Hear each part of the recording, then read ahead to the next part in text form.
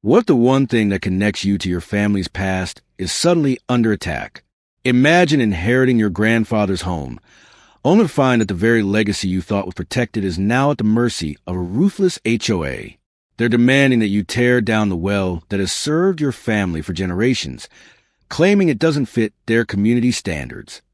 But when you refuse to comply, they don't just send another letter. They send in contractors. Concrete trucks roll in, and before you know it, your family's history is buried beneath a pile of cement. How far would you go to protect your heritage? And when the battle escalates, what happens when the system you trusted turns against you?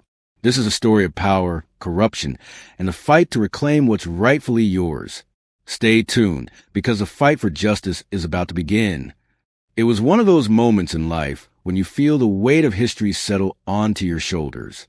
For years, I had heard the stories, seen the old photographs, and felt the pride in the legacy my grandfather left behind. But nothing could have prepared me for the moment I stood on the land he once worked. Now my responsibility. The farmhouse, nestled at the edge of a rural community, was mine to care for. My grandfather's well, which had provided fresh water to this land for over a century, stood like an old sentinel in the side yard, silently watching over property. When I inherited the farmhouse, I thought it would be a simple chapter in my life. I was looking forward to restoring it, reliving the memories of summers spent there as a child, and carrying forward the values my grandfather instilled in me. But what I didn't expect was a storm brewing just beyond my gate. I soon discovered that the quiet rural community I had returned to was now home to a powerful HOA, one that ruled over even the most personal aspects of life. At first, I thought the rules were harmless, just a bunch of regulations to keep things looking neat. But as I began to settle in, I quickly learned that the HOA had a much darker agenda. It wasn't long before I met Elizabeth, a member of the HOA board. She was everything I had feared, a self-appointed guardian of conformity. She introduced herself on a bright afternoon, stepping onto my property with the air of someone who owned it. "Your well," she said, pointing with an air of disdain, "is an eyesore. It doesn't fit the standards we've set for this neighborhood." I was stunned. How could a well, one that had been part of my family's history for generations, be an eyesore? But Elizabeth wasn't interested in history or tradition. She was interested in control. "The HOA requires uniform landscaping," she continued, listing off regulations I knew I didn't need to follow. My grandfather had negotiated an exemption when the neighborhood was first developed.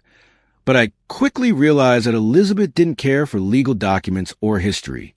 She wanted power, and she would use any means to enforce her idea of community standards. At that moment, I understood that this wasn't just a fight about a well or a piece of land. It was a fight for my family's legacy, and I wasn't going to back down without a fight. This was the first lesson. When you inherit something meaningful, it's not just about preserving it. It's about protecting it from forces that would tear it down. The HOA's rules seemed benign at first. I thought it would be like any other neighborhood association, focused on lawn care and keeping the streets clean. But quickly, I found out that Elizabeth and her colleagues had a very different agenda. They weren't content with just keeping the neighborhood looking tidy. They wanted control over every single detail, no matter how personal. One afternoon, after Elizabeth's visit, I got my first formal notice from the HOA. It was a violation letter, citing my non-compliant water feature, the well my grandfather had built with his own hands. They claimed it was a hazard, a danger to the community's safety, even though it had been there for over a century without issue. They slapped me with fines, each one more absurd than the last. "It needs to be removed," they insisted. "It doesn't meet the HOA standards for landscaping." I couldn't believe it. My grandfather had fought for this property's exemption from HOA rules when the neighborhood was first built. He had made sure that his well, a historical landmark in its own right, was protected. But Elizabeth wasn't interested in facts. She was interested in enforcing her vision of what the neighborhood should look like. And she didn't care who got in her way. I didn't know what to do at first. I felt like I was fighting a losing battle. But then I remembered the documents my grandfather had kept, his carefully preserved legal agreements. They were a lifeline, proof that the well was exempt from the HOA's jurisdiction. The next step was clear. I needed to take this battle to the HOA's front door, but that meant preparing for something bigger than I ever imagined. The lesson here is simple. Don't let the small battles take you down. Sometimes you have to stand up even when the odds seem impossible. As the weeks passed, the situation escalated. The HOA sent more violation notices, each one more threatening than the last. The fines piled up, and I could feel the weight of the community's expectations pressing down on me. Neighbors who had once been friendly began to avoid my gaze. Some, like George, a longtime neighbor who had lived in the area for years, pulled me aside and warned me about Elizabeth's methods. "You're not the first," George said one evening as we shared a beer on my porch. "Last year, she had the Johnson's koi pond filled in just because she didn't like it. And don't get me started on the Parker's shed or the Rodriguez's front gate. She'll stop at nothing to get her way." It was becoming clear that this wasn't just a personal vendetta against me. It was part of a much larger pattern. Elizabeth had been systematically targeting residents who didn't conform to her vision. My well wasn't the first victim, and it certainly wouldn't be the last if I didn't stand up. I felt a fire ignite inside me. This wasn't just about a well anymore. It was about standing up to a bully who had been running roughshod over the community for far too long. But the more I pushed back, the more I realized how deeply entrenched Elizabeth's influence was. The HOA wasn't just a set of rules. It was a tool she used to control and manipulate the neighborhood. The stakes were higher than I thought. I couldn't just fight for my well anymore. I was fighting for the soul of the community. And I wasn't alone. The lesson here? When you stand up against a bully, it's not just about one person. It's about the community you represent and the values you protect. The pressure mounted. One afternoon, as I was tending to the garden, I received an anonymous letter. The message was clear: comply or else. There was no signature, but the threat was unmistakable. It felt like I was being watched, like my every move was being monitored by someone who was just waiting for me to slip up. I couldn't shake the feeling that Elizabeth was taking this fight to a personal level. This wasn't just about enforcing rules anymore. It was about power. I'd seen enough of her tactics to know that she wouldn't stop until she had complete control. And that terrified me. What would she do next? Would she escalate to something more dangerous? I wasn't the only one feeling the tension. Neighbors who had once been friendly were now avoiding me. There were hushed conversations behind closed doors, and I knew Elizabeth was at the center of it all. She had successfully divided the community, using fear to keep people silent and compliant. But I wasn't going to back down. I had the documents, the legal backing, and most importantly, the truth on my side. The lesson? Fear only holds power if you let it. Stand firm, and the power shifts back to you. This wasn't just about fighting for my well. It was about fighting for my right to live peacefully, to honor my family's legacy, and to resist the tyranny of fear. I wasn't a lawyer. I didn't have the resources or the time to get embroiled in a legal war, but I knew I couldn't back down. So I did what anyone in my position would do. I sought help. I found an attorney who specialized in property rights and historical preservation. She wasn't just knowledgeable. She was passionate about protecting the integrity of old properties like mine. Elaine was a force of nature. When I showed her my grandfather's documents and the exemption agreement, she immediately understood the gravity of the situation. "This is solid," she said, looking over the papers. "But the HOA can be aggressive. We need to document everything. Every letter, every conversation, every interaction." And so the real work began. I set up a log to record every action, every violation notice, every phone call with the HOA. I took photos of my property daily, documenting the condition of the well and the surrounding area. I even installed security cameras to capture any further acts of aggression. It was like preparing for war. And in many ways, it felt like a war, one I couldn't afford to lose. The lesson here was vital. Preparation is the key to success in any battle. The more you document, the stronger your position becomes. Never underestimate the power of proper evidence. This wasn't just about fighting a battle against an HOA. It was about preparing for the long haul. The first sign that things were escalating came one morning when I found a letter from the HOA in my mailbox. I opened it, expecting more than usual, but this time the contents were different. The tone had shifted from polite requests to aggressive demands. The HOA was now claiming I was in violation of multiple rules, including non-compliant exterior features, unauthorized water features, and unsafe structures. The list of fines attached was mind-boggling. $100 for each violation, each day. I was stunned. How could they possibly think that a historic, water-supplying well could be considered a violation? I had always assumed that my grandfather's exemption was enough to protect me. But now, the HOA was using every tool in its arsenal to try to force me into submission. The fines were just beginning. The real threat came in the form of the next sentence. Failure to comply will result in legal action and possible property condemnation. It felt like a personal attack. Margaret had escalated this from an issue about a well to a fight for my family's legacy. The more I thought about it, the more I realized this wasn't just about compliance. It was about control. The HOA wasn't just trying to enforce rules. They were trying to erase history, to take away something my grandfather had fought for and worked so hard to preserve. I immediately contacted my lawyer, Elaine, and shared the notice with her. She calmly reviewed it, her eyes narrowing as she saw what I had already suspected. This wasn't a fight about property rules. This was an attack on my ability to maintain and protect what was mine. The lesson here? When the pressure mounts, you have to dig in your heels and stand your ground. People will try to take what's yours, whether it's your legacy, your peace of mind, or your sense of justice. But you have the right to defend what you believe in, no matter the cost. One evening, after receiving another round of letters from the HOA, I sat on my front porch, feeling the weight of the situation crushing me. That's when George, the elderly neighbor who had warned me about Elizabeth, stopped by again.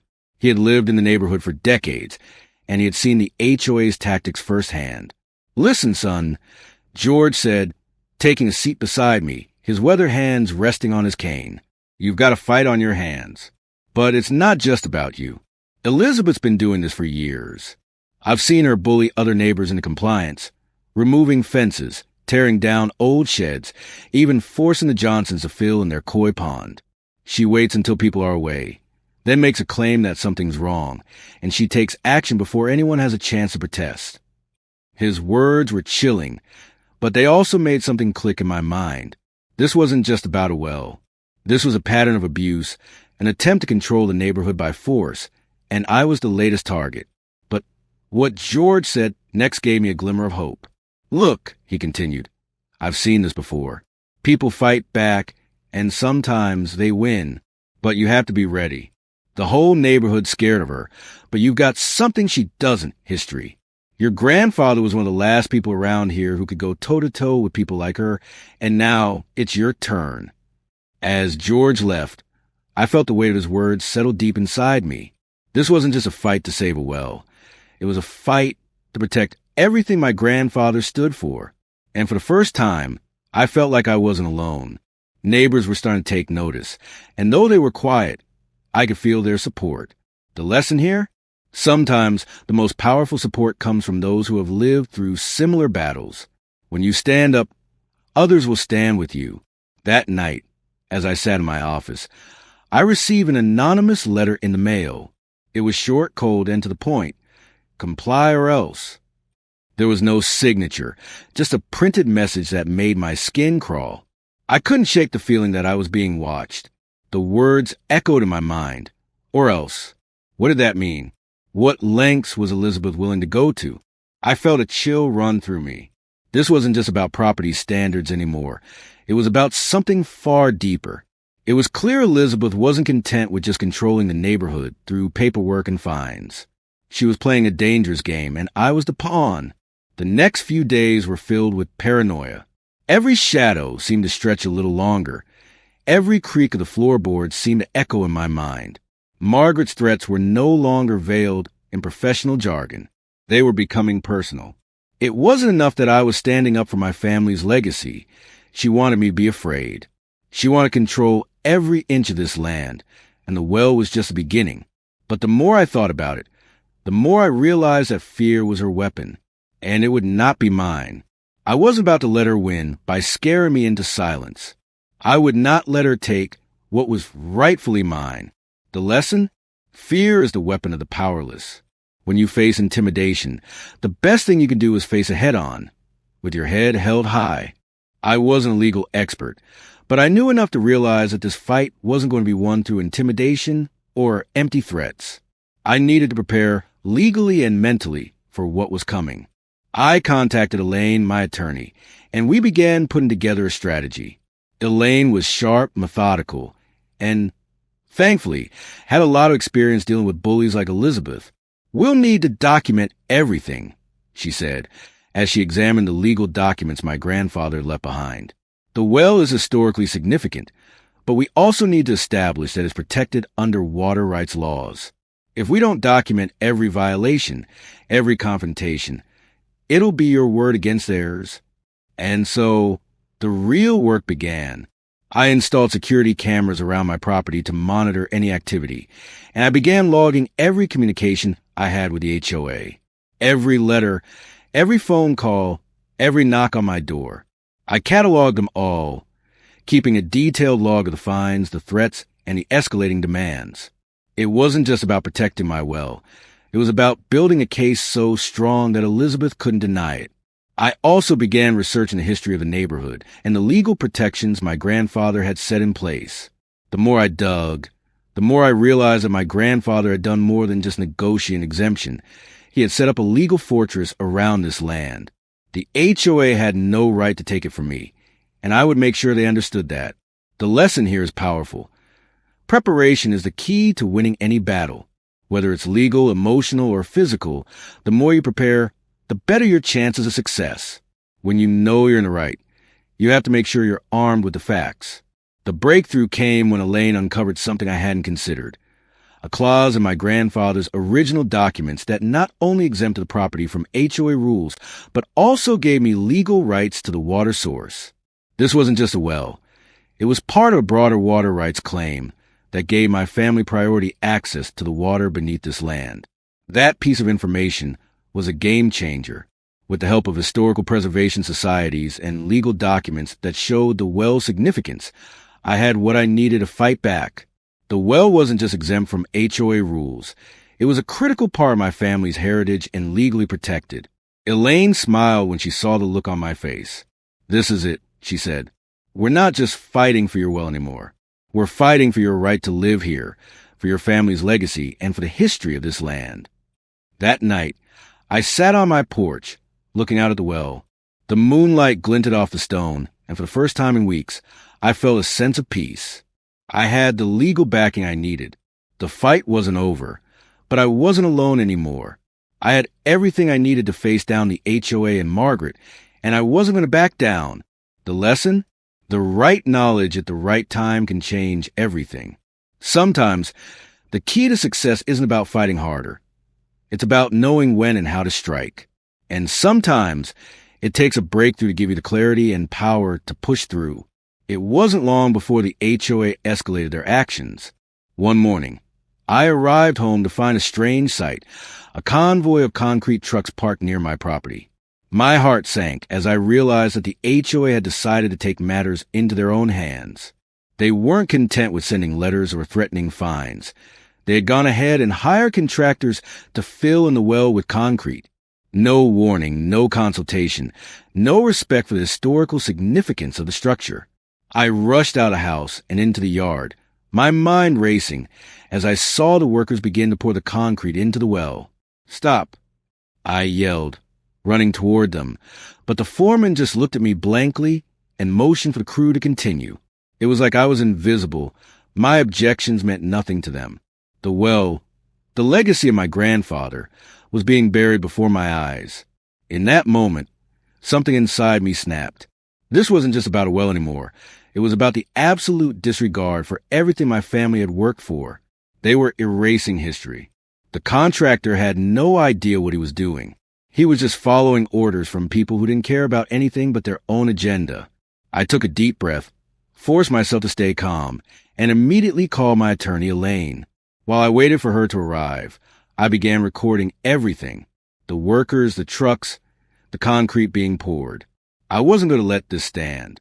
This was not just a violation of my property rights. It was an act of vandalism. The well wasn't just some water source. It was a symbol of my family's perseverance and hard work. And I wasn't going to let anyone destroy it without consequences. The lesson here? When your back is against the wall, sometimes you need to act quickly. You can't let others dictate your fate. Fight for what's yours, and make sure the world sees you do it. As the workers finished pouring the concrete and packed up their trucks, I stood there, staring at the well now permanently filled with cement. I couldn't breathe. The weight of the situation was crushing. My grandfather had built that well with his own hands, and now, in a matter of hours, it was gone, obliterated without any consideration for its historical value. It felt like someone had ripped a piece of my heart out. I wasn't just fighting for a well anymore. I was fighting for my heritage, for everything that had been passed down to me. I had never imagined that a place I loved so much could become a battlefield. Every day, I could feel the pressure building. The threats from the HOA, the legal battles, and now the destruction of the well. I was exhausted. But every time I thought about giving up, I remember my grandfather's words. This land, this house, it's not just for you. It's for everyone who comes after you. You protect it no matter what. Those words rang in my ears, and they gave me the strength to keep going. But it wasn't just the property at stake. It was my dignity, my right to stand up against a corrupt system. The emotional toll was real. I could feel my body breaking down under the stress. Sleepless nights, constant anxiety, and a deep sense of helplessness made it hard to focus on anything else. But I had to keep moving forward. The hardest part wasn't the legal battles or the HOA. It was the toll it took on my mind and body. Yet I couldn't back down. It wasn't just about me anymore. It was about something much bigger. This is an important lesson. The greatest battles are often the ones fought in silence, within your own mind. But it's in these battles where you find your true strength. Even when you feel like you can't go on, remember why you started. Don't give up. As the days dragged on, I knew that the only way I could fight back was through the law. I needed to protect my rights and preserve what was left of my grandfather's legacy. Elaine and I pored over the documents, looking for any angle we could use to hold the HOA accountable. One afternoon, after a particularly long meeting, Elaine sat back and looked at me. "I think I've found something," she said, her eyes narrowing with determination. She pointed to a clause in the original deed that I hadn't noticed before, a clause that clearly stated that my property, including the well, was legally protected as a historical landmark. It was a game changer. The HOA had no legal right to destroy the well, and the contractor who poured concrete into it had just committed a crime. For the first time in weeks, I felt a flicker of hope. We weren't just fighting for the well anymore. We were fighting for justice. This wasn't just a battle about property. It was about holding people accountable for their actions. With the historical preservation clause in hand, we had a solid case against the HOA. I could feel the weight lifting off my shoulders, but the fight was far from over. Now, it was time to go after the HOA with everything we had. The lesson here? Sometimes, victory comes when you least expect it. When you dig deep enough, you'll find what you need to succeed. Even when you think all hope is lost, the right knowledge at the right time can turn the tide in your favor. The deeper Elaine and I dug, the more we uncovered about the HOA's history, and it wasn't pretty. We discovered that Elizabeth and other members of the board had been involved in a series of illegal activities. They had been manipulating rules, falsifying documents, and pressuring residents into compliance with their agenda. As we sifted through records, we found evidence of under-the-table deals with local developers, including the very company that had built the housing community. The HOA had been using its power to force homeowners out of properties that were seen as unimpressive or non-conforming, offering them paltry sums for their land. It was all part of a bigger plan to gentrify the area and increase property values. But this wasn't just about real estate deals. This was about manipulation, greed, and corruption on a scale that was hard to fathom. The more I learned, the angrier I became. I was not only fighting for my home, I was fighting for every resident who had been bullied by the HOA. The revelation that this wasn't an isolated incident, but a widespread conspiracy, lit fire in me. This wasn't just a battle for my family as well. It was a fight for justice for the whole neighborhood. The lesson here? The truth, when uncovered, is a powerful weapon.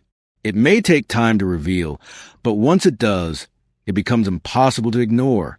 Never stop searching for the truth, because it can change everything.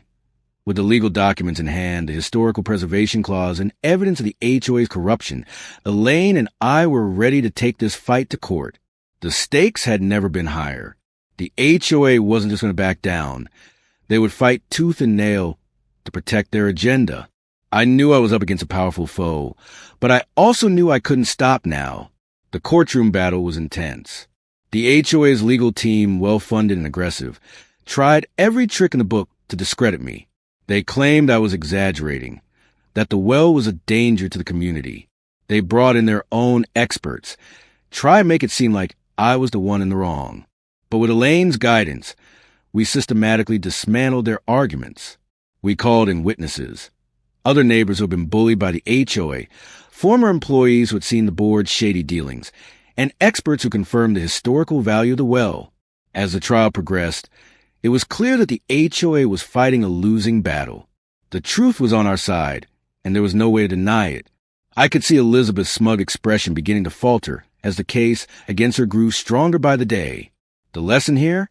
In any battle, when you stand firm and fight with the truth, the odds begin to shift in your favor. No amount of money or power can stand against justice. It was the day everything changed. The courtroom had been a battleground, but now, with the final ruling just days away, the power shift was undeniable. The HOA, the very institution that had tried to break me, had underestimated my resolve. It wasn't just about the well anymore. It was about sending a message that no one, no matter how powerful, could bulldoze their way through people's lives without consequences. The judge's decision came as a shock. Elizabeth's lawyer had tried everything. Misleading statements, distractions, manipulation, but none of it mattered in the end. The truth had a way of revealing itself. I was awarded not just the restoration of my well, but full legal compensation for damages, and a promise that the HOA would pay for the historical preservation of the land. When the ruling came down, I stood there momentarily frozen. The weight of it didn't fully hit me until I saw the look on Elizabeth's face. She had stormed out of the courtroom, humiliated, while the rest of the room erupted into applause. In that moment, I knew this victory wasn't just mine. It was a victory for everyone who had ever been pushed around by people like her. That night, I stood outside my property, the full moon reflecting off the well, now undisturbed and set to be restored to its original condition. My grandfather's spirit seemed to fill the air, a sense of peace settling over me. The fight had been long, but it had been worth it. The lesson here? Revenge is never about petty satisfaction. It's about justice. And sometimes, the greatest form of revenge is watching the people who try to tear you down fall before the very principles they tried to ignore. Despite the legal victory, the aftermath was far from easy. It wasn't just a battle with the HOA that had taken its toll. It was the isolation that followed. As the fight had intensified, neighbors who had once been friendly now distanced themselves from me. Those who were too afraid to stand up against the HOA were now fearful of being caught in the wake of my victory. But then there were others. The quiet support people like George, who had shared his own experiences with the HOA's tyranny, kept me going. George, who had always been there with a word of encouragement, wasn't the only one. More neighbors began to reach out, offering their support and gratitude for what I had done. It wasn't just about the well. It was about the power of standing up to a system that had silenced too many people for too long. But not everyone had my back. A former friend who had once supported my stance now turned on me, concerned about how my victory would affect his own standing in the community. He had always been an opportunist, never willing to get involved in a fight that might inconvenience him. His betrayal stung deeply. In these moments, I realized how important it is to recognize who your real allies are. The ones who stand by you when the storm is raging are the ones who truly matter. The others, they fade when the tide turns. But the true friends, the ones who supported me through the darkest hours, were the ones I would always remember. The lesson? In the fight for justice, not everyone will be on your side. But that's okay. The true test of character isn't about the number of people standing beside you. It's about who stands with you when the battle is hardest. As the dust settled, something even bigger began to emerge. The victory in court had only revealed the tip of the iceberg. The more I learned about the HOA, the more I uncovered a web of corruption that stretched far beyond just my property. Elaine and I began digging deeper, tracking down public records and uncovering documents that tied Elizabeth to a series of backroom deals with developers looking to buy up land in the area. The HOA wasn't just trying to bully me into submission.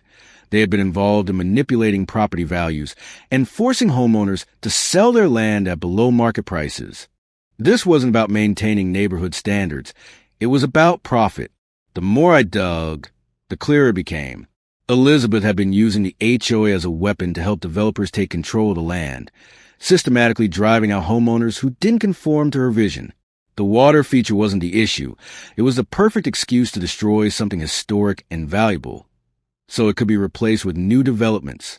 As we pieced everything together, I realized just how deep the corruption ran. Elizabeth had been using her position for years, taking advantage of every loophole she could find, all while feeding developers' greed.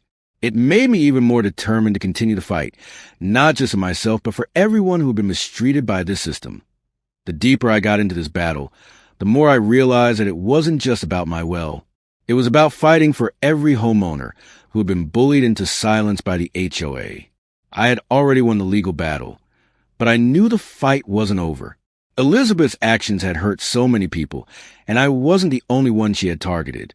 Elaine and I began to discuss the next steps. Should I press charges against Elizabeth for her actions, including the destruction of my well?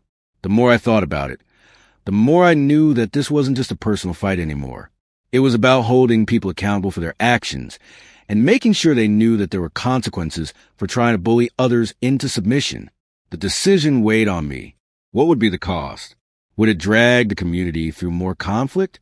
But I realized that I had a duty, not just to myself, but to everyone who had ever been afraid to speak up.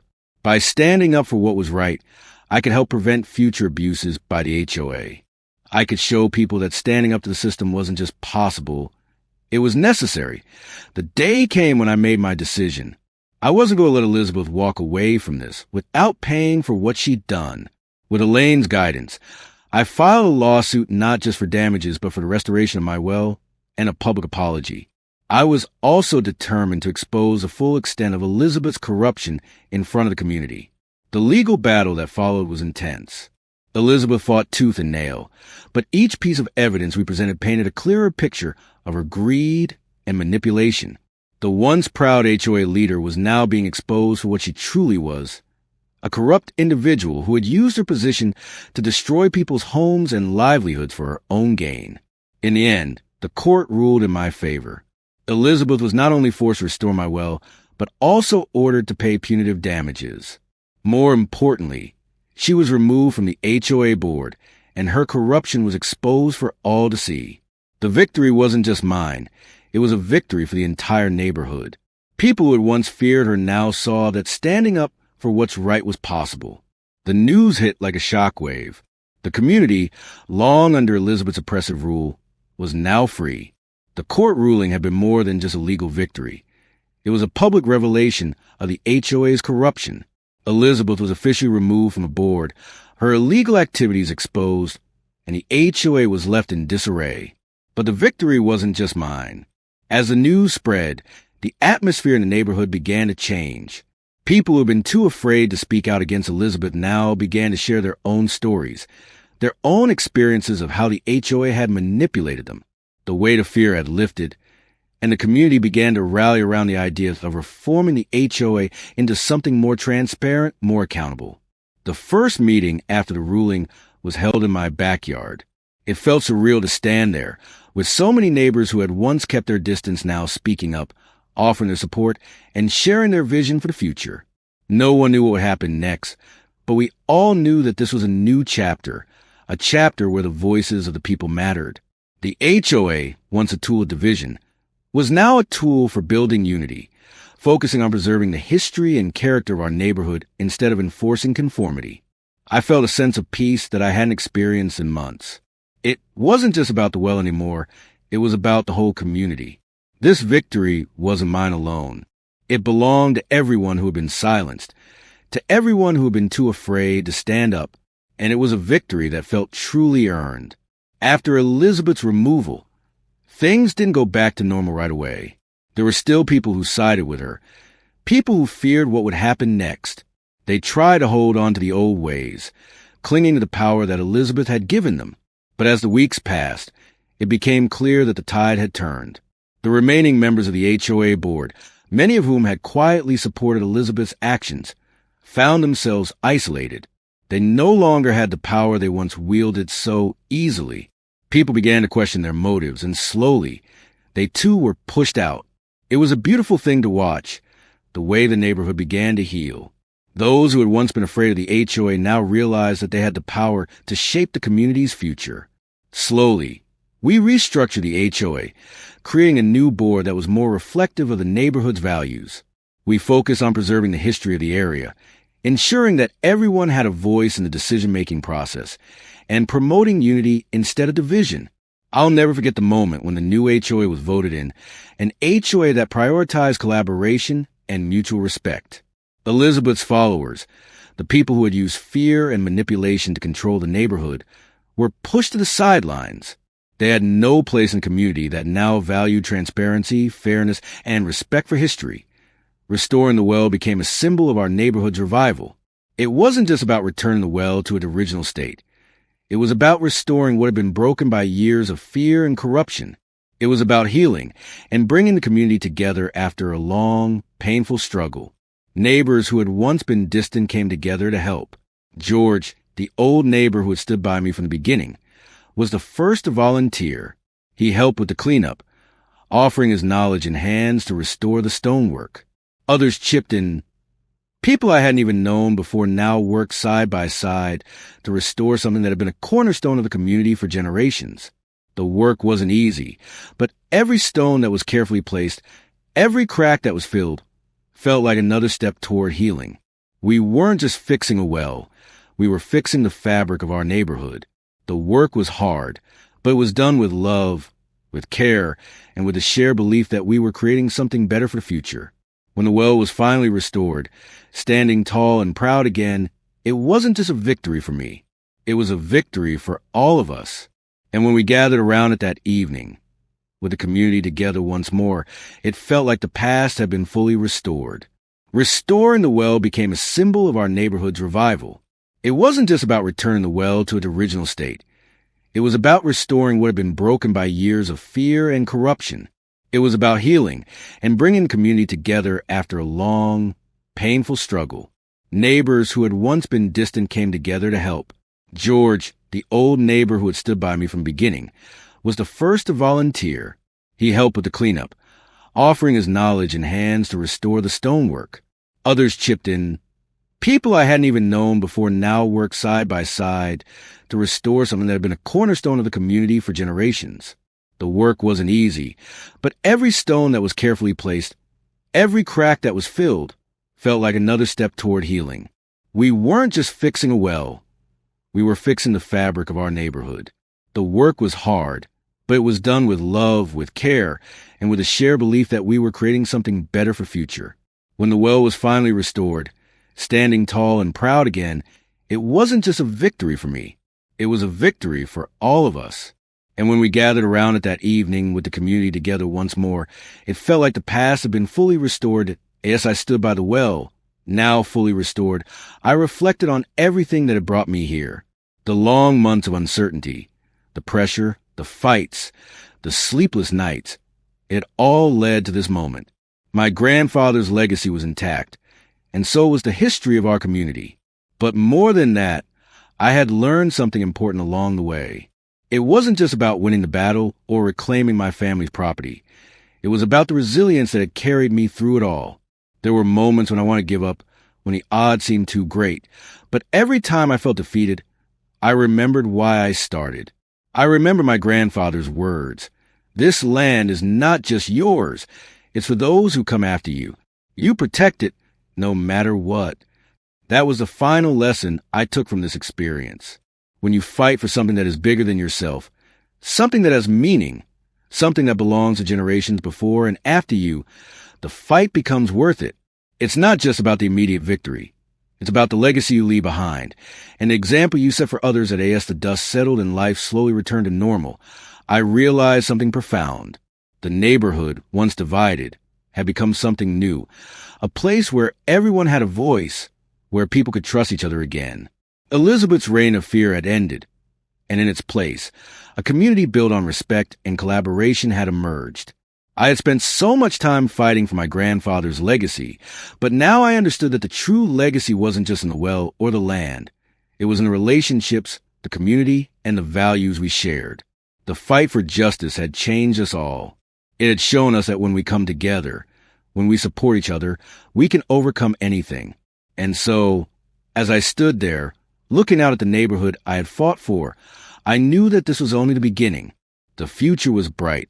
The well was a symbol of resilience, but it was also a symbol of hope, a hope that no matter how dark the past, the future could always be brighter. The lesson?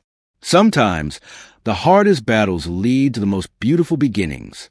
And when you stand up for what's right, you set the stage for a better tomorrow, for yourself and for everyone around you.